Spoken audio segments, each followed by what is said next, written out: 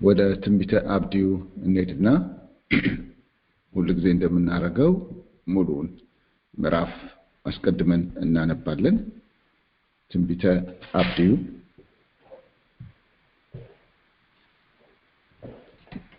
ምዕራፉን በሙሉ እናነባለን። በጌታ በኢየሱስ ክርስቶስ ስም አነባዋለሁ። የአብድዩ ራእይ። ጌታ እግዚአብሔር ስለ ኤዶምያስ እንዲህ ይላል፣ ከእግዚአብሔር ዘንድ ወሬ ሰምተናል። መልእክተኛም ወደ አሕዛብ ተልኮ ተነሱ፣ በላዩም በሰልፍ እንነሳ ብለዋል። እነሆ በአሕዛብ ዘንድ ታናሽ አድርጌሃለሁ፣ አንተ እጅግ ተንቀሃል። በተሰነጠቀ ዓለት ውስጥ የምትኖር ማደሪያህንም ከፍ ከፍ ያደረግህ፣ በልብህም ወደ ምድር የሚያወርደኝ ማን ነው የምትል አንተ ሆይ የልብህ ትዕቢት አታልሎሃል። እንደ ንስር መጥቀህ ብትወጣ ቤትህም በከዋክብት መካከል ቢሆን ከዚያ አወርድሃለሁ ይላል እግዚአብሔር። ሌቦች ቢመጡብህ ወይም ወንበዴዎች በሌሊት ቢመጡ የሚበቃቸውን የሚሰርቁ አይደሉምን? ወይንንም የሚቆርጡ ወደ አንተ ቢመጡ ቃርሚያ አያስቀሩምን? አንተ ግን ምንኛ ጠፋህ! ኤሳው ምንኛ ተመረመረ! የተሸሸገበት ነገር ምንኛ ተፈለገ! የተማማልሃቸው ሰዎች ሁሉ ወደ ዳርቻህ ሰደዱ። የታመንሃቸው ሰዎች አታለሉ፣ አሸነፉም። በበታችህም አሸክላ ዘረጉብህ፣ እነርሱም ማስተዋል የላቸውም። በዚያ ቀን ከኤዶምያስ ጥበበኞችን ከኤሳውም ተራራ ማስተዋልን አላጠፋምን? ይላል እግዚአብሔር። ቴማን ሆይ ሰዎቹ ሁሉ ከኤሳው ተራራ በመገደል ይጠፉ ዘንድ ኃያላን ይደነግጣሉ። በወንድምህ በያዕቆብ ላይ ስለተደረገ ግፍ እፍረት ይከድንሃል፣ ለዘላለምም ትጠፋለህ። በፊቱ አንጻር በቆምክ ቀን አሕዛብ ጭፍራውን በማረኩበት፣ እንግዶችም በበሩ በገቡበት፣ በኢየሩሳሌምም ዕጣ በተጣጣሉበት ቀን አንተ ደግሞ ከእነርሱ እንደ አንዱ ነበርክ። ነገር ግን በመከራው ቀን ወንድምህን ትመለከት ዘንድ፣ በጥፋታቸውም ቀን በይሁዳ ልጆች ላይ ደስ ይልህ ዘንድ፣ በጭንቀትም ቀን በትዕቢት ትናገር ዘንድ አይገባህም ነበር። በጥፋታቸውም ቀን በሕዝቤ በር ትገባ ዘንድ፣ በጥፋታቸውም ቀን መከራቸውን ትመለከት ዘንድ፣ በጥፋታቸውም ቀን በሀብታቸው ላይ እጅን ትዘረጋ ዘንድ አይገባህም ነበር። የሸሹትንም ለመግደል በመንታ መንገድ ላይ ትቆም ዘንድ፣ በጭንቀትም ቀን ከእርሱ የቀሩትን አሳልፈ ትሰጥ ዘንድ አይገባህም ነበር። የእግዚአብሔር ቀን በአሕዛብ ሁሉ ላይ ቀርቧልና አንተ እንዳደረግከው እንዲሁ ይደረግብሃል፣ ፍዳህም በራስ ላይ ይመለሳል። በቅዱሱ ተራራዬ ላይ እንደጠጣችሁ እንዲሁ አሕዛብ ሁሉ ዘወትር ይጠጣሉ። አሁን ይጠጣሉ ይጨልጡማል፣ እንዳልሆኑም ይሆናሉ። ነገር ግን በጽዮን ተራራ ላይ የሚያመልጡ ይሆናል፣ እርሱም ቅዱስ ይሆናል። የያዕቆብም ቤት ሰዎች ርስታቸውን ይወርሳሉ። እግዚአብሔርም ተናግሯልና የያዕቆብ ቤት እሳት፣ የዮሴፍ ቤት ነበልባልም፣ የኤሳውም ቤት ገለባ ይሆናሉ። እነርሱንም ያቃጥሏቸዋል፣ ይበሏቸውማል። ከኤሳውም ቤት ቅሬታ የለውም። የደቡብም ሰዎች የኤሳውን ተራራ፣ የቆላውም ሰዎች ፍልስጤማውያንን ይወርሳሉ። የኤፍሬምንም አገር የሰማርያንም አገር ይወርሳሉ። ብንያምም ገለዓድን ይወርሳል። ይህም የእስራኤል ልጆች ጭፍራቸው ምርኮ የከናንን ስፍራ ሁሉ እስከ ሰራፕታ ድረስ ይወርሳል። በስፋራድም የሚኖሩ የኢየሩሳሌም ምርኮኞች የደቡብን ከተሞች ይወርሳሉ። በኤሳውም ተራራ ላይ ይፈርዱ ዘንድ አዳኞች ወደ ጽዮን ተራራ ላይ ይወጣሉ። መንግስቱም ለእግዚአብሔር ይሆናል። ትናንትና በነበረን ጊዜ ከቁጥር 10 እስከ 14 ያለው ላይ ነው ያተኮርነው። ይህ ክፍል እንግዲህ በዋናነት ይሄ ትንቢት እንዲመጣ የሆነበት ክፍል ነው። ትንቢቱ ፍርድ እንደሚመጣ በኤሳው ልጅ በኤዶም ላይ እግዚአብሔር እንደሚፈርድ የሚናገር ስለሆነ በዋናነት የትንቢቱ ይዘት እሱ ስለሆነ ይህንን ፍርድ እግዚአብሔር ለምንድን ነው በኤዶም ላይ እንደዚህ ያለ ከባድ ፍርድ የሚያመጣው ብለን ብንጠይቅ ምክንያቱ ወይም መልሱ ከቁጥር 10 እስከ 14 ትናንት ያየነው ነው። ኤዶም ወይም ኤሳው ያዕቆብ ወንድም እንደመሆኑ የወንድም ተግባር ይጠበቅበት ነበርና የወንድምን ተግባር ይጠበቅበት በነበረበት በወንድሙ የስቃይና የመከራ ወቅት ያሳየው ፍጹም ጨካኝ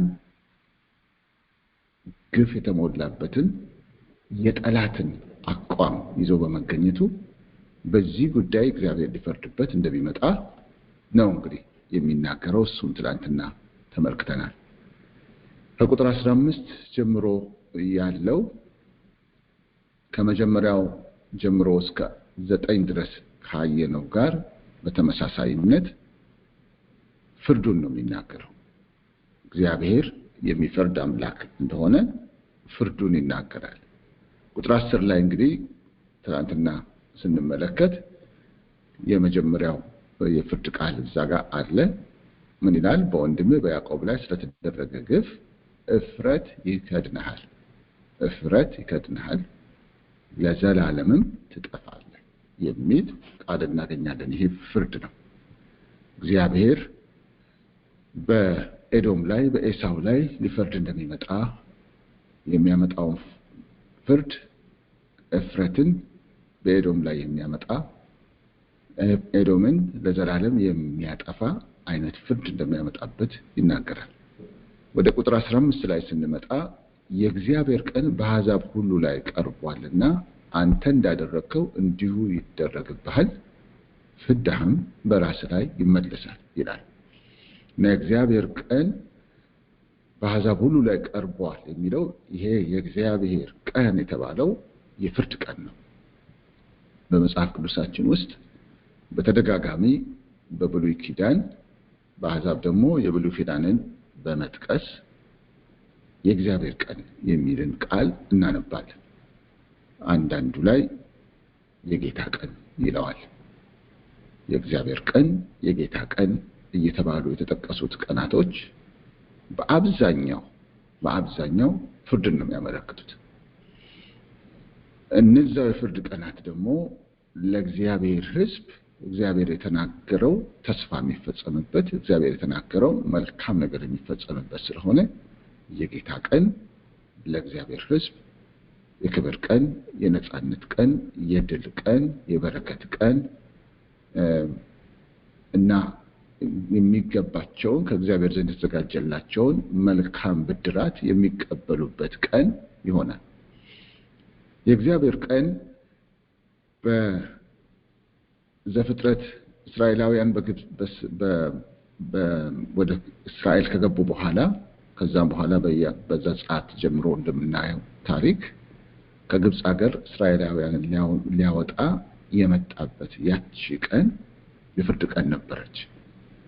የግብፃውያን የበኩር ልጆች ሁሉ ያለቁበት ያ ቀን የፍርድ ቀን፣ የእግዚአብሔር ቀን እመጣለሁ እያለ ሲናገርላት የነበረች ቀን ነች። ያቺው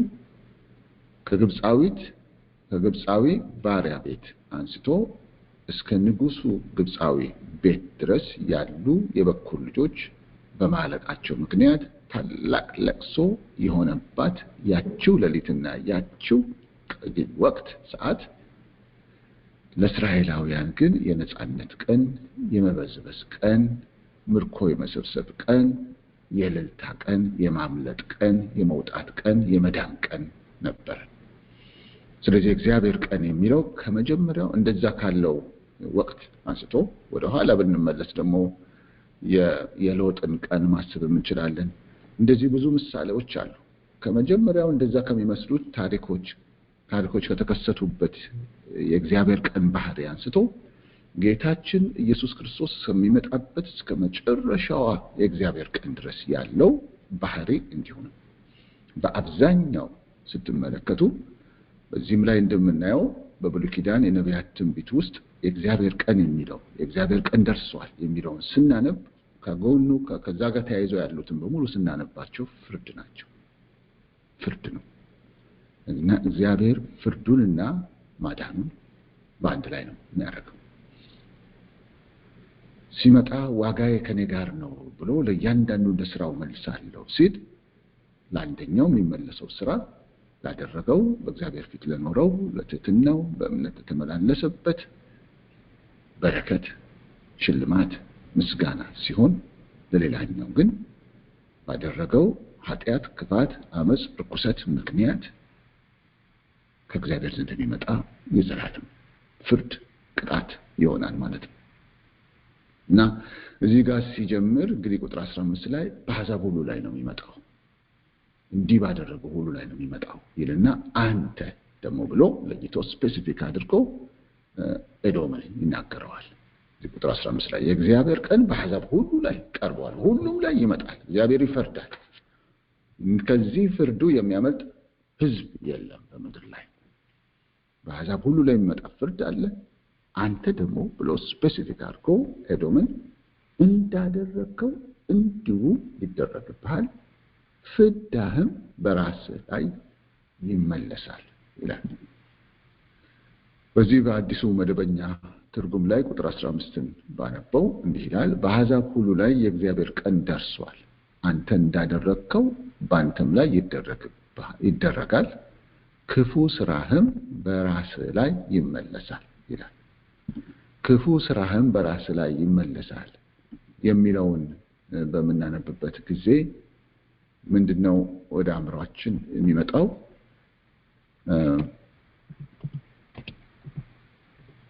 ገላትያ ላይ ያለው ቃል ገላትያ 6:6 ወደ አእምሮአችን ይመጣል ብዬ አስባለሁ። እሱ ትልቅ ትምህርት የሚሰጥ ቃል ስለሆነ ብዙዎቻችን እናስታውሰዋለን፣ ግን ሁሉ ጊዜ ልንይዘው የሚገባ ነው። ለሁሉ ነገር የሚሰራ ቃል ነው። ገላትያ 6:7 እንደዚህ ይላል፣ አትሳቱ፣ እግዚአብሔር አይዘበትበትም፣ ሰው የሚዘራውን ሁሉ ያንኑ ደግሞ ያጭዳልና ይላል። ሰው የሚዘራውን ሁሉ የሚያጭድ መሆኑ እግዚአብሔር በፍጥረቱ ውስጥ በዘርና በተክል ውስጥ በፕላንት ውስጥ ይሄንን ለሰው ልጅ ሁሉ ግልጽ እንዲሆን አድርጓል። ሰው የሚጠብቀውን ፍሬ ነው የሚዘራው። ነገ ሊበላው የሚፈልገውን፣ ነገ ሊሸጠው የሚፈልገውን፣ ነገ ይጠቅመኛል ብሎ የሚያስበውን ያንኑ ዘር ይዘራል። የዘራውን ነገ ደግሞ ያጭዳል። ይህንን እግዚአብሔር በፍጥረት ውስጥ አኖሮ ሰው ሁሉ እንዲማረው አድርጓል። ይህንን እውነት ሐዋርያው ያነሳና ለተግባራችን ያውለዋል። ሰው የሚዘራውን ሁሉ ያንኑ ደግሞ ያጭዳልና ያለው በፍጥረት ውስጥ የምናየው ነው። ልክ እንዲሁ አትሳቱ ይላል፣ እግዚአብሔር አይዘበትበትም። ስለዚህ እግዚአብሔር በዚህ ስራ ውስጥ አለ ማለት ነው። ሰው አንድ ዘር ሲዘራ ዘሩ ራሱ ዝም ብሎ በራሱ የሚበቅል እና በራሱ አድጎ በራሱ ፍሬ የሚያፈራ ሲመስለን እንደሱ አይደለም። ለካስ እግዚአብሔር ነው እንዲበቅል እንዲያፈራ የሚያደርገው። እግዚአብሔር አለበት እና ይሄንን በአንደኛ ቆሮንቶስ ምዕራፍ 3 ላይም እግዚአብሔር ሲያነሳው እኔ ተከልኩ አጵሎስ አጠጣ የሚያሳድግ ግን እግዚአብሔር ነው ይላል። አንደኛ ቆሮንቶስ 15 ላይ ደግሞ ስለ ትንሣኤ ሊያስተምር ባለበት ጊዜ ከዛ በፊት ምሳሌ አድርጎ ሲሰጥ በምትዘራበት ጊዜ የምትዘራው የሚሆነውን አካል ራሱ እንዲሆን የምትፈልገውን ውጤት አይደለም የምትዘራው፣ ቅንጣት ነው የምትዘራው። አንዲት ቅንጣት ነው የምትዘራው። ነገር ግን እግዚአብሔር ለራሱ የሚሆነውን አካል ይሰጠዋል ይላል። ስለዚህ ከተክል ጋር የዕለት ዕለት የምናየውን ተክል ማነው ዘሩን ከዘራን በኋላ የስንዴ ቢሆን የትኛውን ከዘራን በኋላ በራሱ የሚበቅልና በራሱ ግንድ አውጥቶ በራሱ ፍሬ የሚያፈራ ሲመስለን ለካስ እንደሱ አይደለም። እግዚአብሔር ነው አካል የሚሰጠው፣ እግዚአብሔር ነው ግንዱ የሚሰጠው፣ እግዚአብሔር ነው ቅርንጫፍ የሚሰጠው፣ እግዚአብሔር ነው ፍሬ የሚሰጠው ይላል ማለት ነው እዚህ በአንደኛ ቆሮንቶስ 3 እና 15 ላይ። ስለዚህ ነው እግዚአብሔርን እዚህ ጋር የሚያነሳው። ይሄ ተራ የሆነ የታወቀ እውነት ብለን የምንለው አይነት ሲሆን ሰው የሚዘራውን ሁሉ ያንን ደግሞ ያጭዳል የሚለው አንድ በፍጥረት ውስጥ ወይም ደግሞ በዕለት የእርሻ እንትን ውስጥ የታወቀ እውነት ሲሆን ግን እግዚአብሔርን ይከትና እዚህ ውስጥ አትሳቱ፣ እግዚአብሔር አይዘበትበትም የሚለው አሳጫጁ እሱ ነው፣ አሳዳጊው እሱ ነው፣ የበቀለው እንዲወጣ የሚያደርግ እሱ ስለሆነ አይታለልም እግዚአብሔር ብሎ ለሁለቱም አይነት መልካሙም ለክፉም የተዘራው ወሳኝ ነው የሚለውን ቋንቋ ቁጥር 8 ላይ ደግሞ ያወራል። በገዛ ስጋው የሚዘራ ከስጋ መበስበስን ያጭዳልና በመንፈስ ግን የሚዘራው ከመንፈስ የዘላለምን ሕይወት ያጭዳል። ስለዚህ እዚህ ጋር ምን ይለዋል አብዲው ቁጥር 15 ላይ አንተ እንዳደረግኸው በአንተም ላይ ይደረጋል፣ ክፉ ስራህም አዲሱን ትርጉም ነው ማነበው፣ አዲሱ መደበኛ ትርጉም ክፉ ስራህም በራስ ላይ ይመለሳል። ሰው ይሄንን ቢያስተውል ምንኛ ብልህ በሆነ፣ ምንኛ በዳነ፣ ከብዙ ጥፋት በዳነ። አይገርማችሁም? እግዚአብሔር ነጋችንን ዛሬያችን ውስጥ ማስቀመጡ መጪው ሳምንታችንን፣ መጪው ወራታችንን፣ መጪው ዘመናችንን ዛሬ ውስጥ ማስቀመጡ፣ ዛሬ ውስጥ እኛው እጅ ውስጥ ማስቀመጡ፣ በእኛ እጅ ውስጥ የገባው ጊዜ የነገ ሁሉ ወላጅ፣ የነገ ሁሉ አፍላቂ፣ የነገን ሁሉ አምጪ እንደሆነ አይገርማችሁም? ክፉ ስራህም በራስ ላይ ይመለሳል ሲል አሁን የሚመጣው አንተ ጋር አሁን ሊመጣ ያለ ስራ አለ፣ ሊገጥም ያለ ነገር አለ። የቱ መሰለ? ትናንትና አንተ ጋር የነበረ ነው። እሱ ራሱ ነው ዞሮ የሚመጣው። አንተ እንዳደረግኸው በአንተ ላይ ይደረጋል ሲል ድርጊትህ የአድራጊ ልውውጥ ብቻ ይከሰታል። የአድራጊ አንተ ነበር የምታደርግ የነበረው፣ አሁን አድራጊው ሌላ ይሆናል። አንተ ስታደርግ የምታደርገው በሌላው ላይ ነበር፣ አሁን አድራጊው ሌላ ይሆንና የሚደረግበት ግን አንተ ትሆናለህ፣ ትለዋወጣላችሁ። እንደሱ ነው የሚሆነው ይላል። ለምን? ዳኛ ስላለ፣ የፍትህ ዳኛ ስላለ፣ የበላይ ተመልካች ስላለ፣ ሚያይ ስላለ፣ የሚመዝን ስላለ እንደሱ ነው የሚሆነው። ያለሱ ይለዋል። አትሳቱ፣ አይዘበትበትም፣ አይታለልም፣ በፍጹም አይታለልም። ስራን ሲመዝን ከመንፈስ ጋር፣ ከልብ ጋር፣ ከውስጥ ጀምሮ ነው የሚመዝነው። ሰውን በውጪ በምታሳየው ታታልለዋለህ። እሱ ግን የውጪ ተግባርህን ብቻ አይደለም የሚያየው፣ ከመነሻው ጀምሮ ያያል። በልብ ያሰብከውን ሳይቀር ያያል። አብሮ ነው የሚመዝነው። መንፈስንም ስለሚመዝን እሱ በመንፈስ መመዘን ይችላል። ሰው የተገለጠ ስራን ይመዝናል። እግዚአብሔር ግን ያልተገለጠን ልብ ውስጥ ያለን ሐሳብ፣ ተንኮልን፣ ጥላቻን፣ ቂምን ሁሉ መመዘኛ ሚዛን አለው። መመዘን ይችላል። ልብና ኩላሊትን ይመረምራል እንደሚል ይመዝነዋል። መዘንኩ፣ ተመዘንክ፣ ቀለህም ተገኘ እንዳለው በትንቢተ ዳንኤል ላይ ዳርዮስ ይመስለኛል እንዳለው እንደሱ ትሆናለህ። እና እግዚአብሔር በአንደኛ ጴጥሮስ ላይ የተጠቀሰ የመዝሙረ ዳዊትን ጥቅስ አንስቶ አንደኛ ጴጥሮስ ላይ ተጠቅሷል። ይህ ጥቅስ ትልቅ ምክር ይመክራል። በጣም ትልቅ ምክር። እኛም ዛሬ እዚህ ያለነው ያንን ምክር ሁሉ ጊዜ ብናስተውል አሁን ዛሬ በተሰጠን ዕድል ከአፋችን ለሚወጣው ቃልና ዛሬ በተሰጠን ዕድል ለምናደርገው ድርጊት በጣም በጣም በጣም ብልህ ነበር የምንሆነው፣ ጠንቃቃ ነበር የምንሆነው። ምን ይላል? መልካምን ቀኖች ማየት የሚወድ ሕይወትን የሚወድ ይላል። ነገ መልካም ቀን ማየት ትፈልጋለህ የሚል ነው። ነገ አንተ ሕይወትን ትወዳለህ፣ ጥሩ ሕይወት መኖር ትፈልጋለህ። መልካም ቀን ማየት ትፈልጋለህ? እንግዲያው አንደበትህ ክፉ ከመናገርን ምላስህን ክፉ ከመናገርን ይከልክል። መልካምን እሻ ተከተለው፣ ክፉን ግን አታድርግ ብሎ በጴጥሮስ በኩል የሚመክረው ክርስቲያኑን ነው፣ አማኙን ነው የሚመክረው።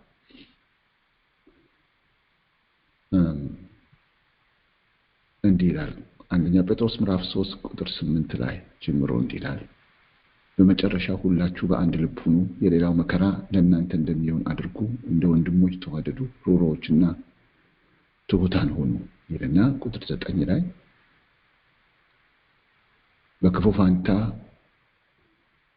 ክፉን በክፉ ፋንታ ወይም ስድብን በስድብ ፋንታ አትመልሱ፣ በዚህ ፋንታ ባርኩ እንጂ በረከትን ልትወርሱ ለዚህ ተጠርታችኋልና። ቁጥር 10 ጀምሮ የሚያነሳው ከመዝሙረ ዳዊት የተጠቀሰ ጥቅስ ነው። ሕይወትን ሊወድ መልካሞችንም ቀኖች ሊያይ የሚፈልግ ሰው ይላል። እዚህ ጋር ብቻ ብናቆም እዚህ ካለነው መካከል ማን አለ? መቼስ በጣም ግልጽ ነው። ማን ነው እሱ? ሕይወትን ሊወድ ሕይወትን ማይወድ መልካም ቀኖችን ማየት ማይፈልግ ሰው ማን አለ? ታዲያ ለምን ሰው ተቃራኒ ቀኖችን ለማየት ጉዳትና ክፋትን ለማየት ለምን ለዛ ይሰራል? ለምን ለዛ ይደክማል?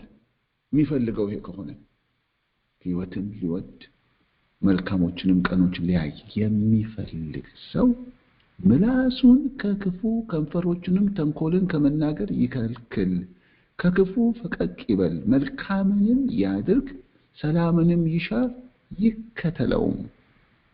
የጌታ ዓይኖች ወደ ጻድቃን ናቸውና ጆሮቹም ለጸሎታቸው ተከፍተዋል። የጌታ ፊት ግን ክፉን ነገር በሚያደርጉ ላይ ነው።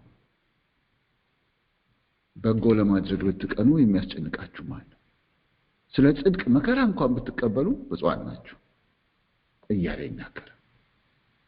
ምክንያቱም ምንድነው? ሰው የዘራውን ያንኑ ስለሚያጭድ፣ በዚህ እግዚአብሔር ስለማይታለል፣ የማሳጨጃው ጊዜ እኛ በምናስበው ጊዜ ስላይደለ ብቻ እግዚአብሔር የማያይ የሚመስልባቸው ሰዓታት አሉ። ስለዚህ በጎ የሚያደርጉ አንዳንድ ሰዎች አንዳንድ ሊታክቱ ይችላሉ፣ ተስፋ ሊቆርጡ ይችላሉ። ስለዚህ የጌታ ቃል ተስፋ አትቁረጥ፣ መልካም በማድረግ ቀጥል፣ በጊዜው ታጭዳለህ። ያ ጊዜ ግን እግዚአብሔር ጋር ነው ያለው ጊዜው። ዘር ከተዘራ በኋላ የሚበቅልበትንና ከበቀለም በኋላ ግንዱን አውጥቶ ቅርንጫፎቹን አውጥቶ ከዛ ፍሬ ማፍራት የሚችልበትን ቀን የሚያፈራውንም የፍሬ ብዛት የሚወስነው እግዚአብሔር ነው። ገበሬው ከዘራ በኋላ በስንት ጊዜ ይበቅላል ተብሎ ቢጠየቅ የቀደመውን ልምዱን ሊነግረን ይችላል፣ ግን እርግጠኛ አይደለም። እሱ አይወስነው። ስለዚህ እግዚአብሔር ፍሬን የሚሰጥበት የራሱ ጊዜ ስላለው በራሱ ጊዜ ይመጣል እንጂ መምጣቱ ግን አይቀርም። ለምን? በቃ እንዲህ ነዋ፣ የተዘራው ነው የሚታጨደው። ስለዚህ መልካም ቀን ማየት ትፈልጋለህ? የፊት ዘመን የተባረከ መሆን እንዲሆን ትፈልጋለህ? እንኳን በምድር ላይ የምንኖራት እቺ 20 30 70 80 የምትባለው ዓመት ቀርቶ የዘላለም ኑሮ እንኳን ሳይቀር በዚህ ዘመን የምትኖረው ኑሮ ፍሬ ነው ብሎ ነው መጽሐፍ ቅዱስ የሚያስተምረው። ይህንን ብዙዎቻችን አናስተውልም። የዘላለም ሕይወት ከዛ ጋር መያያዙን በጣም አናስተውለው።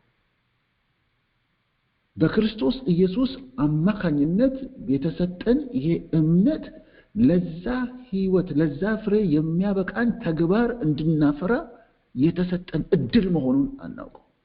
እንደፈለገን ኖረን መልካም ነገርን በኋላ እንደምናገኝ የምንጠብቅ በጣም የሚገርም ሞኞች ነን፣ የሚገርም ተላላዎች ነን።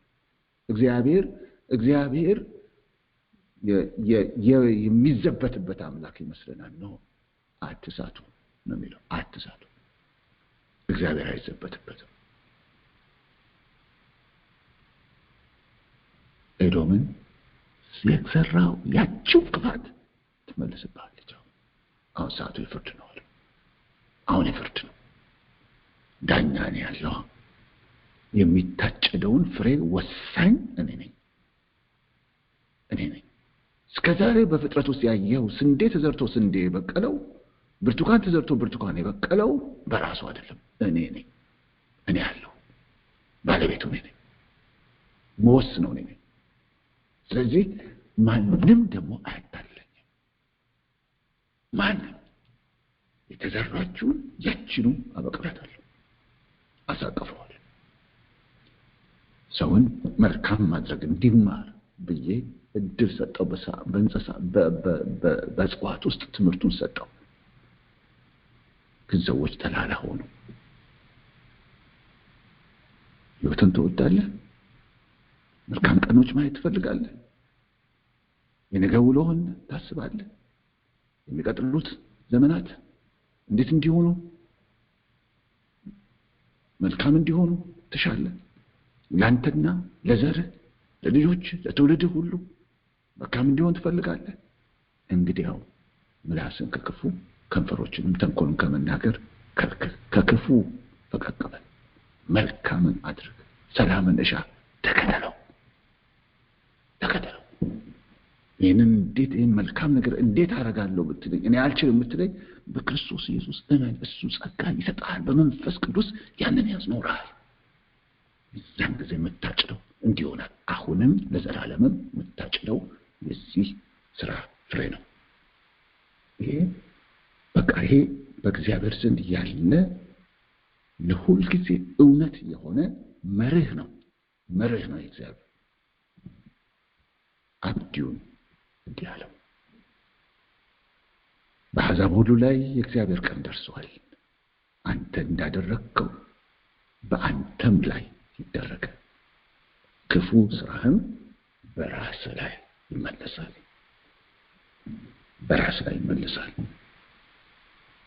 የሰራውን ስራ ቅድም ያደረገውን ማነው ትላንትና ያነበብነው ከዚህ ከቁጥር 11 እስከ 14 ያ በወንድሙ ላይ ያደረገው ግፍ አሁን በእግዚአብሔር አማካኝነት ወደሱ እንዲመለስ የሚሆንበት ፍርድ እኔ ነው ያለው እግዚአብሔር እሱ ብቻ ፈራጅ መሆኑን የሚያሳይበት ጊዜ ደርሷል ይለዋል። ኤዶምን ጊዜው ደርሷል። የሚገርመው በዚህ በዘር ስርዓት ውስጥ በጣም የሚገርመው የሚዘራውና የሚታጨደው በአይነት ነው አንድ የሆነው እንጂ በመጠን አይደለም። በአይነት አንድ ነው። ስንዴ ተዘርቶ ስንዴ ይታጨዳል። ገብስ ተዘርቶ ገብስ ይታጨዳል። ሎሚ ተዘርቶ ሎሚ ይታጨዳል። በመጠን ግን የሚታጨደው ጥቂት፣ የሚዘራው ጥቂት፣ የሚታጨደው ብዙ ነው። መጠኑንም የሚወስነው ዳኛው ነው። ስለዚህ ወሳኙ ደግሞ አይነቱ ስለሆነ ክፉ ወይ መልካም መሆኑ ስለሆነ ወሳኙ ነገር ስለ አይነቱ ነው እግዚአብሔር የሚናገረው። ምንድነው የምትዘራው የሚለው። አሁን ፍርድ ሲመጣ በመዓት ነው የሚመጣው። ትንቢተ ናሆም ላይ ያለ አንድ ቃል አለ። የትንቢተ ናሆሙ ቃል በጣም ያስፈራል። ጥቅሱን በጣም እናውቀዋለን ብዙዎቻችን። ለምን ከሱ ጋር የተያያዘ አንድ ደስ የሚል ቃል ስላለ ያ ጥቅስ ብዙ ሰው ይጠቅሰዋል። ያ ከትንቢት ውስጥ ብዙ ጊዜ ትዝ የሚሉን የምናስታውሳቸው ደጋግመን የምንጠቅሳቸው ጥቅሶች ምንድናቸው ቢባል መልካም የሆኑትን ጥቅሶች ናቸው። ትንቢተ ናሆም እንግዲህ ቀጥሎ ያለ ነው የምታገኙት። ምዕራፍ 1 እንዲህ ይላል።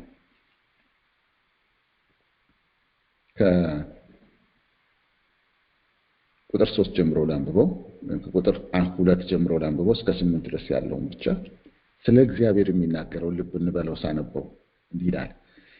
እግዚአብሔር ቀናተኛና ተበቃይ አምላክ ነው።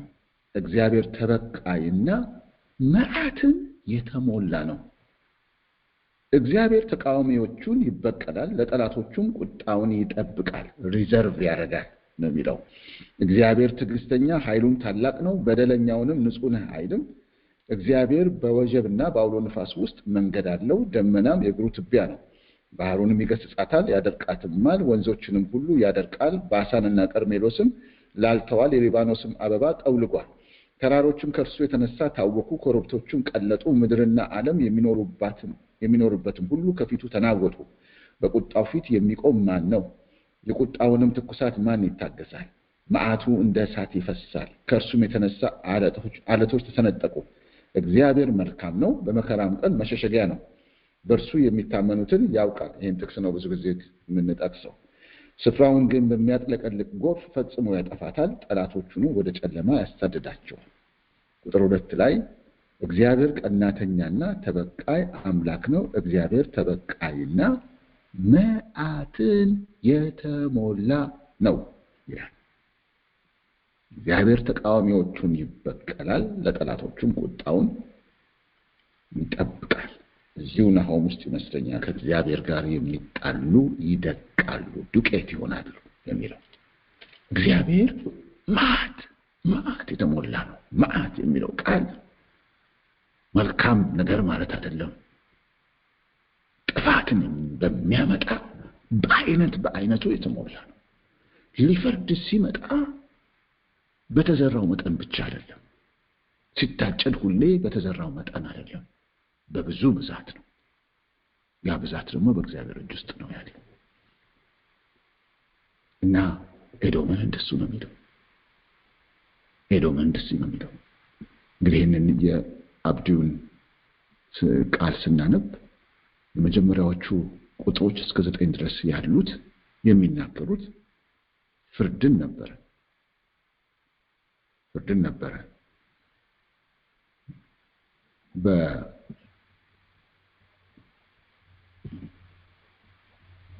ምን ነበር የሚለው? ታናሽ አደርግሃለሁ ብሎ ነው። ገና ቁጥር 2 ላይ ስታዩት እነሆ በአሕዛብ ዘንድ ታናሽ አድርጌሃለሁ፣ አንተ እጅግ ተንቀሃል የሚል ቃል እናያለን። ወደ ቁጥር 4 ላይ ያው እንደ ንስር ብትወጣ በቤትም ከዋክብት መካከል ቢሆን ከዚያ አወርድሃለሁ የሚል ንጽጽሩን ተመልከቱት። ከሰማይ ከከዋክብት ካሉበት ቦታ መሬት ማውረድ አንድ ነገር ምን ሊሆን እንደሚችል ማሰብ ትችላላችሁ። ኃይለኛ ቃል ነው፣ የፍርድ ንግግር ነው። ከዛ ወደ ቁጥር 6 ጋር ሲመጣ አንተ ግን ምንኛ ጠፋህ፣ ኤሳው ምንኛ ተመረመረ፣ የተሸሸገበት ነገር ምንኛ ተፈለገ ሲል ልክ ቃርሚያ የሚቃርሙ ወይንን የሚቆርጡ ቃርሚያ እንደሚያስተርፉ ሌባ ሲዘርፍ በሌባ ሊሰርቅ ሊያጠፋ ነው የሚመጣው እና እንደዛ ሲመጣ እና ሲዘርፍ ከአንድ ሳያስቀር ከዳር እስከ ዳር አይደለም የሚዘርፈው፣ የሚፈልጋቸውን ነገሮች ዘርፎ ነው የሚሄደው አለ። የሚተርፍ ነገር አለ። አንተ ግን ምንም ትሬስ እስከማይገኝ ድረስ ነው ብሎ ይመጣበታል። የፍርድ ቃል ነው የምናየው።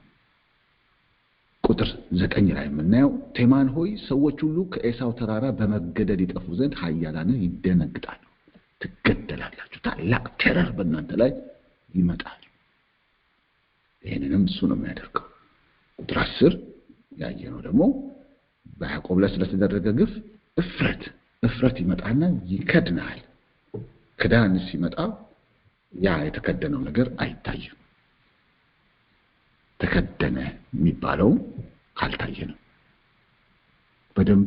በደንብ ሙሉ በሙሉ ድስቱን ይሄ ጥሩ ክዳን አይደለም የሚባለው ሙሉ በሙሉ በድስቱ ውስጥ ያለውን ነገር በደንብ መሸፈን ማይችል ሲሆን ነው። ሲከደን ሌላ የሚታይ የለም፣ ክዳን ነው የሚታየው። ክዳኑ የከደነው ነገር አይታየው። አንተን እንዳለ እፍረት ነው የሚከድን እና ከበላይ የሚታየው ማፈሪያ ብቻ ነው ይለዋል። ከዛ ደግሞ ለዘላለም ትጠፋለህ። ይህንን የመጥፋቱ ነገር ከቁጥር 16 ጀምሮ የሚያወራው ውስጥ አለ። ከፊሉ በኤዶም ላይ የሚደረገው ፍርድ ነው።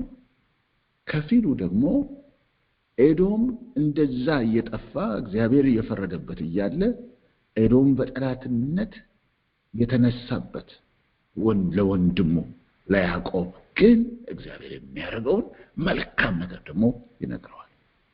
ስለዚህ ከፊሉ ስለ እስራኤል የሚነገር ነው። እነሱ ላይ ጠዋት ላይ በሚኖረን ጊዜ እናተኩራለን። ለእስራኤል የሚደረገው አንተ በወንድም ላይ እንዲህ ያደረክበት እኔ ግን እንዲህ ነው ማረግለት አይነት ነገር ይናገራል። የመጨረሻዎቹ ሐሳቦች እዛ ላይ አሉ። ሲናገር ግን ሁለቱን እያነጻጸረ ነው። በኤሳው ላይ የሚመጣውን ፍርድ ለያዕቆብ ደግሞ ሊሆንለት ያለውን መልካም ነገር በንጽጽር ነው የሚናገረው። ግን እፍረት ይከድናል፣ ትጠፋለህ። ቁጥር 16 ላይ በቅዱሱ ተራራዬ ላይ እንደጠጣችሁ የሚል ቃል አለ። ይሄ ለእስራኤልን ማለት ነው እና እነሱ የተቀበሉትን መከራ በእግዚአብሔር ተራራ በጽዮን በኢየሩሳሌም። ለምን ይሄ ጥፋት የመጣው በኢየሩሳሌም በእስራኤል ሕዝብ ሁሉ ላይ ነው።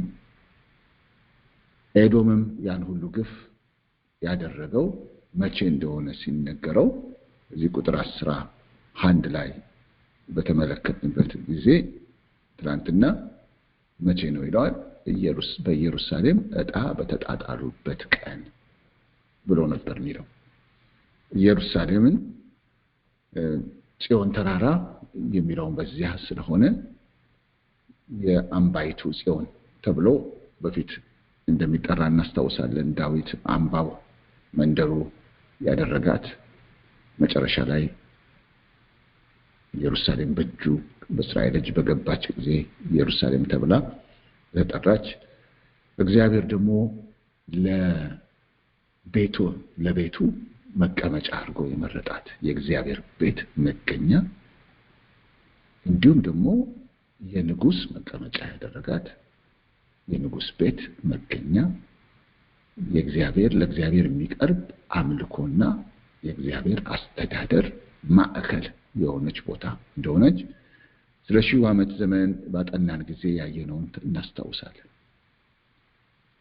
እና ቅዱሱ ተራራዬ የሚለው እዛ ነው። ኢየሩሳሌም ተከባ ነበር። ኢየሩሳሌም ፈርሳለች። በሮቿ ፈርሰዋል፣ ተቃጥለዋል።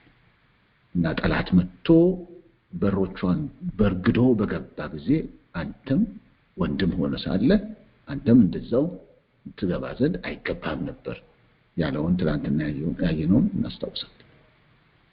በከባባው ጊዜ ዘረፋ ሲያደርጉ አንተም እንደዛ ልታደርግ አይገባም ነበር ሲል በኢየሩሳሌም የነበረው እዛን ጊዜ አይሁዳውያንን መከራ በልተዋቸዋል። እናንተ ይላል ቁጥር 16 ላይ በቅዱሱ ተራራዬ እንደጠጣችሁ ይላል። ይሄ አይሁድን ለማለት ነው።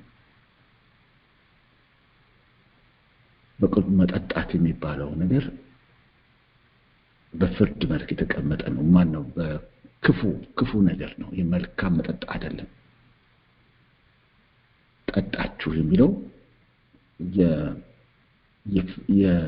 የግፍ ያደረጉባቸው መጥተው አይሁዳውያን ላይ የባቢሎን ጦር መጥቶ ያደረገው ከዛ የኤዶም ሰዎች ደግሞ ተደረበው ያደረጉት እና እነዚህ በአይሁዳውያን ላይ የደረሰው የመከራ አይነት መዋረዱ፣ መገደሉ፣ ሰቆቃው፣ ዝርፊያው ያ ሁሉ ልክ እንደሚጠጣ መጠጥ ያጠጧቸው በእግዚአብሔር ቅዱስ ተራራ ላይ እና ቋንቋው እንኳን ተመልከቱ።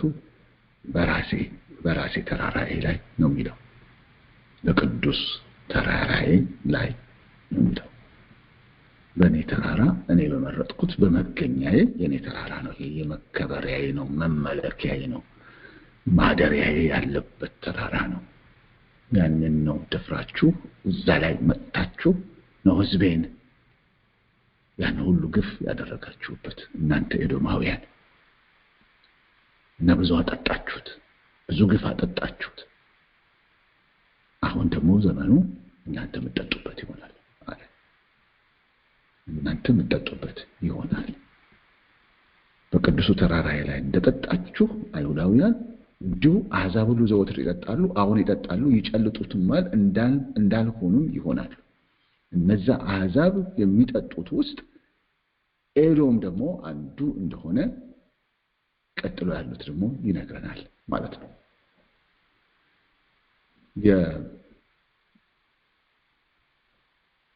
ዘወትር ይጠጣሉ፣ አሁን ይጠጣሉ፣ ይጨልጡማል የሚለው አባባል የሚያሳየው ምንድነው?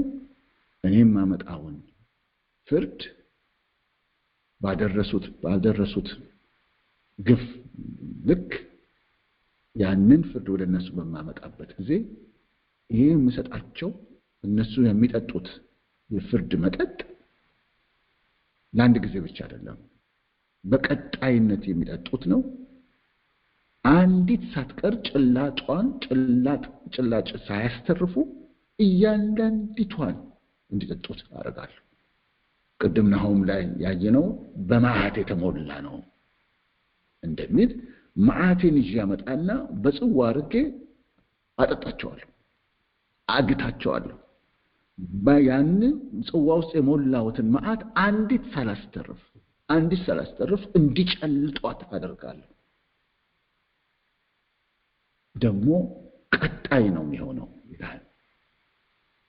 ዘወትር ይጠጣሉ የሚለውን ቃል ኮንቲኒዩስ የሆነ ቅጣት እንደሆነ ያሳያል ሌላው ትርጉም ላይ ስናየው። እና ይሄ ፍርድ የሚጀምር አሁን የሚመጣ እስከ መጨረሻው ዘመን ድረስ የሚሄድ እንደሆነ አዘጋጉ እንደዛ ነው። ትዝ ይላችኋል በመግቢያ ላይ ባነሳን ጊዜ ይህንን አብዴውን ስንጀምር ቁጥር 21 መጨረሻው ላይ ያለችዋን አንስቼ ነበር። መንግስቱም ለእግዚአብሔር ይሆናል የሚለው እስከ መጨረሻው እስከ ዘላለም ብለን የምንለው ወይም የመጨረሻው ፍርድ ድረስ ነው ይሄ ነገር የሚናገረው። ስለዚህ ይጠጣሉ። በአሕዛብ ሁሉ የሚጠጡበት ጊዜ ይመጣል። ለምን? ፍርዱ በአሕዛብ ሁሉ ነው። ቁጥር 15 ላይ ይናገራል። የእግዚአብሔር ቀን በአሕዛብ ሁሉ ላይ ቀርቧልና አንተ እንዳደረከው ተብሎ ለኤዶም እንደመጣው እንዲሁ ደግሞ በቅዱሱ ተራራዬ ላይ የኔን ሕዝብ እንዳጠጣችሁት መታችሁ ያን ሁሉ መከራ እንዳበላችሁት እንዲሁ አሕዛብ ሁሉ ዘወትር የሚጠጡትን መጠጥ ይዤላቸው ደግሞ እመጣለሁ። ደግሞ አንጠጣም ማለት አይችሉም፣ አጠጣቸዋለሁ። ይጠጧታል ይላል። አዎን ይጠጣሉ፣ እንዲያውም ይጨልጡታል። ከዛ በኋላ እንዳልሆኑም ይሆናሉ ይላል። እንዳልሆኑም ይሆናሉ ማለት መታሰቢያ አይኖራቸውም። አዲሱ መደበኛ ትርጉም ላይ እንዲህ ይለዋል፣ እናንተ በቅዱሱ ተራራዬ እንደጠጣችሁ አሕዛብ ሁሉ ዘወትር ይጠጣሉ። እናንተ አይሁዳውያን እንደጠጣችሁ አሁን ደግሞ አሕዛብ ይጠጣሉ ይላል። ደግሞ አብዝተውም ይጠጣሉ ይላል ቀጥሎ። ከዚህም በፊት እንዳልሆኑት ይሆናሉ ይላል። ከዚህም በፊት እንዳልሆኑት ይሆናሉ። ከዚህ ጋር የሚያያዝ አንድ ጥቅስ አለ። ኤርምያስ 49 ቁጥር 12 ላይ እንግዲህ ትንቢተ ኤርምያስ ምዕራፍ 49 ከ7 እስከ 22 ያለው ከዚህ ጋር አብሮ የሚሄድ እንደሆነ ባለፈው ነግሬያችሁ ጎን ለጎን ስናነበው እንደነበር ታስታውሳላችሁ። ቁጥር 12 ላይ እንዲህ ይላል፣ እግዚአብሔር እንዲህ ይላልና እነሆ ጽዋውን ያልተገባቸው ሰዎች ጠጥተውታል፣ አንተም ሳትቀጣ ትቀራለህን? በእርግጥ ትጠጣለህ እንጂ ያለ ቅጣት አትቀርም ይላል። ጽዋውን አንተ ኤዶም፣ ስለ ኤዶም ነው የተናገረው። ያ ሁሉ ግፍ ያረክበት ካንተ ውስጥ ያ ሁሉ ግፍ በወንድምህ በያዕቆብ ላይ ሊደርስ አይገባም ነበር። ያጠጣኸው መጠጥ እሱን ልታጠጣው የሚገባ አልነበረም አንተ ወንድም ስለሆንክ። ነገር ግን አጠጣኸው አይደለ? ያልተገባቸውን እነሱን ካንተ እጅ ጽዋውን አጠጣሃቸው። አንተም ደግሞ ሳትቀጣ አትቀርም፣ በእርግጥ ትጠጣዋለህ እንጂ ያለ ቅጣት አትቀርም ነው ኤርምያስ ላይ ለኤዶም የተናገረው። ስለዚህ እግዚአብሔር ይመጣል፣ መታሰቢያ በማይኖረው መንገድ ይመጣበታል። ሲመጣ መታሰቢያም አይኖርህም ይላል። እሱ መታሰቢያ ስላለመኖሩ ለእስራኤል ከሚደረግለት መልካም ነገር ጋር በማያያዝ በዚህ ከቁጥር 17 ጀምሮ ባለው ላይ እንመለከተዋለን። ነገ ላይ እንደ ጌታ ፈቃድ እና ያየነው 15 እና 16 ከሌሎቹ ከዛ በፊት ከተነገሩት የፍርድ ንግግሮች ጋር በማያያዝ ነው ያየነው። እግዚአብሔር የዘራነውን እንድናጭድ እንሆናለን። ነው ዘመን ይመጣል አለ። የሚመጣው ዘመን ዳኛው የሚገለጥበት ዘመን ነው፣ የተዘራ የሚታጨድበት። ስለዚህ የፊታችንን ዘመን ስናስብ የስከዛሬው ዘመን የፊታችን ዘመንም ያ ነው የሚሆነው። የአይነት ለውጥ የለውም፣ መጠን ብቻ ነው። ያደረግነው ነው የሚመለስልን። ያው አይነት በብዛት ይመጣል። ይህን የሚያደርግ ተቆጣጣሪው ዳኛው እግዚአብሔር ነው። ሲፈርድ በትክክል ይፈርዳል። እግዚአብሔር ለሙሴ የሰጠው ሕግ ዛሬም ይሰራል። ለማ ላመፀኛው በአመፅ ለሚመላለስ ከሰማይ የወረደው የእግዚአብሔር ሕግ በሙሴ በኩል እስራኤላውያን እርስ በርስ ባላቸው ግንኙነት እንዲተዳደሩ የተሰጣቸው ሕግ ለአመፀኛው ይሰራል። በአመፃ የሚሄዱ በሙሉ በዛ መንገድ ይዳኛቸው።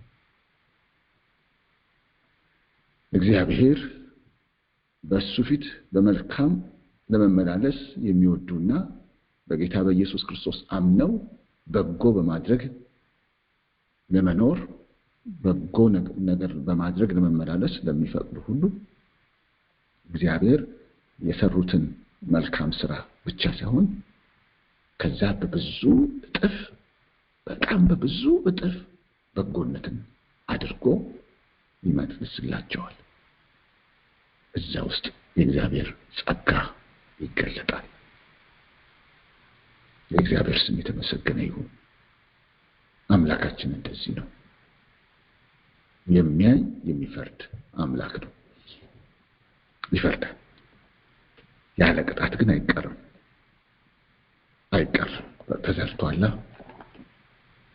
ተዘርቷል። ሰዎች ክፉ ካደረጉ በኋላ ያደረጉት ክፋት ውጤት እንዳያገኛቸው ከፈለጉ እግዚአብሔር ያዘጋጀው በጸጋ ያዘጋጀው አንድ መንገድ አለ። እሱም ምህረት ይባላል። ምህረትን ደግሞ እግዚአብሔር ይወዳል። ምህረት እያለ መጽሐፍ ቅዱሳችን በአማርኛው ላይ የሚናገረውን በተለይ በመዝሙረ ዳዊት ውስጥ በተደጋጋሚ የተጠቀሰውን የእንግሊዘኛው መጽሐፍ ቅዱስ ጋር አብሮ የሚሄደውን ስትፈልጉ ምህረት ሜርሲ ነው ብለን አስበን ሜርሲ የሚል ስንጠብቅ ሜርሲ የሚለውን አይደለም በእንግሊዘኛው ብዙ ጊዜ የምታገኙት። ላቪንግ ካይንድነስ የሚል ቃል ታገኛላችሁ። ላቪንግ ካይንድነስ ይላል እና የእግዚአብሔር ርህራሄ የእግዚአብሔር ፍቅር ያለበት ነገር እንደሆነ ይህን ምህረት እንድናስብ ያደርገናል። ስለዚህ ሰዎች ሲመለሱና ክፉ ስራቸውን ሲያቆሙ ተጸጽተው ክፉ ስራቸውን ሲያቆሙ የዘሩት እንዳያገኛቸው እግዚአብሔር የሚያደርግበት ጣልቃ ገብቶ የሚያደርግበት ነገር አለ። ምህረትን ያደርጋል። ይህም የሚያሳየው ምንድነው? ዳኛው ነው የሚወስነው ማለት ነው። ዳኛው ነው የሚወስነው። ብዙ ያደረግናቸው ክፉ ነገሮች የነሱን ፍሬ እንዳንበላ እግዚአብሔር በመሃል ጣልቃ ገብቶ ቀይሮልናል። ምህረት የሚባል ነገር ስላለ ምህረት ግን ለሚጸጸትና ከክፉ ስራው ለሚመለስ ብቻ ነው እንጂ ሰው የዘራውን ያንን ያጭዳል። ትምህርቱ ለሁላችንም ነው። አንተ እንዳደረግከው እንዲሁ ይደረግብሃል፣ ፍዳህም በራስ ላይ ይመለሳል። መቼ ብትል የእግዚአብሔር ቀን ደርሷል። እግዚአብሔር ምን አመጣ እግዚአብሔርን እዚህ ጋር ሲባል እሱ ነው የሚያደርገው። በራሱ ተፈጥሮ አይደለም የሚያደርገው፣ ዳኛ ስላለ ነው። ሕግ አለው፣ በሕጉ ይለካል፣ ያደርጋል። ስርዓቱ እንደሱ ነው። እሱ ስርዓት አለው። እግዚአብሔር ስም የተመሰገነ ይሁን። ጌታ ማስተዋልን ይስጠን። ይህንን ትልቅ አምላክ እየፈራ ነው መሄድ መመላለስ በፊቱ ይሆንልን። የሰውን ፊት አይቶ አያደላም ከተባለ ለኔ አያደላም፣ ላንቺም አያደላም፣ ላንተም አያደላም። ፊት አይቶ አያደላም። ይህንን እንዲህ ያለውን እግዚአብሔር አባት ብላችሁ የምትጠሩት ከሆነ አለ ጴጥሮስ፣ አባት ብላችሁ የምትጠሩት ከሆነ እንግዲያው በእንግድነት ዘመናችሁ፣ በዚህ በምድር ላይ እንግዶች ነን፣ በእንግድነት ዘመናችሁ በፍርሃት ኑሩ ነው ያለው። በፍርሃት ኑሩ፣ እየፈራችሁት ኑሩ። ለምን? ለእያንዳንዱ እንደሰራው ስለሚያስረክብ። ነገ መልካም ቀን ማየት እፈልጋለሁ። ሕይወትን እፈልጋለሁ። ያውም የእግዚአብሔርን ሕይወት ደስ የሚሉ እግዚአብሔር ደስ ብሎት በሱ ደስታ ውስጥ እኔም የምኖርበትን ቀን ማየት እፈልጋለሁ። ለዘላለም እግዚአብሔር ደስ ብሎት የእሱን ደስታ ተካፍዬ መኖር እፈልጋለሁ። ለዘላለም በሱ ደስታ ውስጥ ያለውን ያንን የሕይወት አይነት እፈልጋለሁ። እግዚአብሔር እንዲያመሰግነኝ እፈልጋለሁ። እግዚአብሔር ይሄ ክቡር ነው የሚለውን እዛ ክብር ውስጥ ገብቼ ማየት እፈልጋለሁ። እሱን ነው የምንፈልገው ሁላችንም ብዬ አስባለሁ። መልካም ቀን ማየት የሚፈልግ ሕይወትን የሚፈልግ ሮሜ ላይ እንደሚናገረው ከእግዚአብሔር ምስጋናን የሚፈልግ ከእግዚአብሔር ክብርን የሚፈልግ ሰው አለ። ኦኬ፣ እንግዲያው ምን እንደምትሰራ ተጠንቀቅ። አፍህ ምን እንደሚናገር ተጠንቀቅ። እጅህ ምን እንደሚጽፍ ተጠንቀቅ። እጅህ ምን እንደሚያደርግ ተጠንቀቅ። መልካሙን አድርግ፣ መልካሙን ተናገር። ሰው የሚያንጸውን ሰው የሚገነባውን ቃል ካፍህ አውጣ። ያንን ታጭዳለህ። ኤዶም የማጨጃው ጊዜ ደረሰ። ዳኛው መንቀሳቀስ ጀመረ። ቀኑ ቀረበ። ዳኛው ሊመጣ ነው። እሱ ሲመጣ ማንም አያመጣው። በምድር ሁሉ ይሄን ያደርጋል። በግል ሕይወታችን ይሄን ያደርጋል። በቤተ ክርስቲያን ውስጥ ያደርጋል። በምድር ሁሉ ያደርጋል። በአገርም ያደርጋል። በኢትዮጵያም ያደርጋል። እግዚአብሔር አይዘበትበትም፣ ይዳኛል። መንቃትን ለሁላችንም እግዚአብሔር ይስጠን። ጥቂት ያሰብን ያሰላሰልን እንጸልይና አመስግነን እንጨርሳለን። እሺ፣ እግዚአብሔር የተመሰገነ ይሁን። እግዚአብሔር አምላክ ለሙሴ ምን ብሎት ነበረ? ራሱን በዘጸአት ላይ እንደምናገኘው ሲነግረው ራሱን ሲገልጥለት ምን አይነት አምላክ እንደነበር ነግሮታል። እኔ እንዲህ ነኝ፣ እኔ እንዲህ ነኝ፣ እኔ እንዲህ ነኝ እያለ የእግዚአብሔርን ማንነት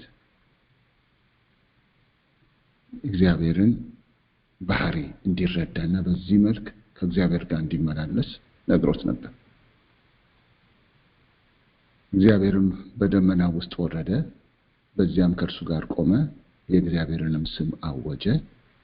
እግዚአብሔርም በፊቱ አልፎ እግዚአብሔር መሐሪ ሞገስ ያለው ታጋሽም ባለብዙ ቸርነትና እውነት እስከ 1000 ትውልድ ቸርነትን የሚጠብቅ አበሳንና መተላለፍንም ኃጢአትንም ይቅር የሚል በደለኛውንም ከቶ ማያነጻ የአባቶችን ኃጢአት በልጆች እስከ 3 እና እስከ 4 ትውልድ በልጅ ልጅ የሚያመጣ አምላክ ነው ሲል አወጀ። ቀድሞ የተደረገውን ክፋት በልጅ ልጅ ያመጣል። የተዘራው ይታጨዳል። ዘመን ይቆጠራል፣ ዓመታት ያልፋሉ። አንድ ትውልድ የተወሰነ ዓመት ቢኖረው ብዙ ዓመታት ያልፋሉ፣ ግን የተዘራው ይታጨዳል።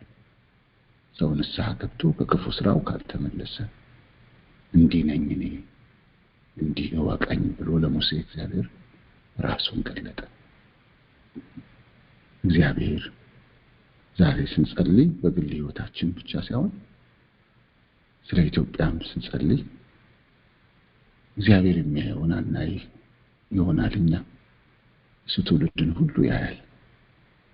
የዛሬ 100 ዓመትም ያያል፣ የዛሬ 200 ዓመትም ያያል። አመጽ ባለበት ሁሉ በጎ ይሰራል። እኛ በጊዜው የደረስን ለኛ ደግሞ እና ለልጆቻችን የሚተላለፍ ክፉ ነገር እንዳይኖር ንስሐ በመግባት እና ያንን የሚቀለብስ መልካም ነገር በማድረግ በእምነት በክርስቶስ ሆነን የሚገባውን በማድረግ ለነገ መልካም ዘር መዝራት አለብን። ይህን ብዙ ጊዜ ችላ የምንለው ግን መጽሐፍ ቅዱሳዊ ትምህርት ነው። ይህንን እያስብን ስንጸልይ እንድናስብ ስለፈለኩ ነው። እያስብን ክፉ ያደረገ ሰው ወደ ጌታ ካልተመለሰ በስተቀር ይታጨዳል። ትውልድ ተቆጥሮ ይመጣል። ዳኛው እንደሱ ያደርጋል። እንዲህ ነኝ ብሏል። በመሃል ዳኑ ወደ ጌታ የመጡ ልጆች መለያቸው ምንድነው? እሱ በሚናገሩት መልካም ቃልና በሚያደርጉት መልካም ስራ ነው። እኛ ደግሞ ለትውልድ መልካም እንዲመጣ ምክንያት እንሆናለን። ምድር የምናጣፍጠው እንደዛ ነው። መልካሙ ስራችሁን አይተው በሰማያት ያለውን አባታችሁን እንዲያከብሩ ብርሃናችሁ በሰው ሁሉ ፊት የበራ ይሁን ተብለናል። የቤተክርስቲያን አካሄድ ወሳኝ ነው። በኢትዮጵያ ውስጥ በጎነትን እውነተኛ በጎነት ያለው ክርስቶስ ጋር ስለሆነ ያ ደግሞ የደረሳቸው የጌታ ልጆች ስለሆኑ ከኃጢአተኞች አይደለም መልካምን የምንጠብቀው፣ እኛ ነን ያን ማድረግ ያለብን። በተለይ በአሁን በመጣ ወቅት የተራዘውን የተራበውን ለማብላት ለማጠጣት በጣም መነሳት ያለባት ወቅት ነው የክርስቶስ ቤተክርስቲያን በኢትዮጵያም በዚህም ያለችው። እግዚአብሔር በመልካም ነገር በማድረግ የታወቀን ያደርገን። እንደተጠራንለት ጥሪ ሆነን መኖር እንድንችል እግዚአብሔር ይርዳን።